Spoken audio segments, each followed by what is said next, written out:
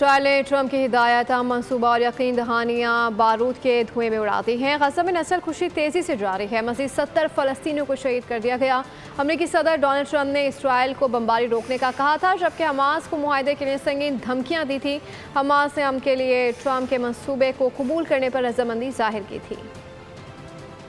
اسرائیلی وزیر اعظم امریکی صدر کو خاطر میں نہ لائے۔ ٹرمپ نے کہا حملے روکو، نیتن یاہو نہ مانے، غزہ میں بربریت برقرار رکھی۔ اسرائیل نے بھوک سے بے حال غزہ پر بارود برسا دیا۔ فضائی حملے میں 45 افراد شہید ہوئے، 18 افراد دیگر حملوں میں شہید کیے گئے۔ حسب عادت اسرائیل نے رہائشی عمارتوں کو نشانہ بنایا۔ فلسطینی سول ڈیفنس کے مطابق شہداء میں 7 بچے بھی شامل ہیں، جن کی عمریں 2 ماہ سے 8 سال کے درمیان بتائی جاتی ہیں۔ اس کے علاوہ صہیونی فوج نے پناہ گزین کیمپ پر بھی راکٹ داغے، جس میں 2 بچے شہید اور 8 افراد زخمی ہوئے۔ صہیونی جارحیت کا نشانہ المویسی کیمپ بنا، جسے خود اسرائیلی فوج نے محفوظ قرار دیا تھا۔ دوسری جانب اسپتال ادویات اور آلات کی قلت کے سبب زخمیوں کا علاج کرنے سے قاصر ہیں۔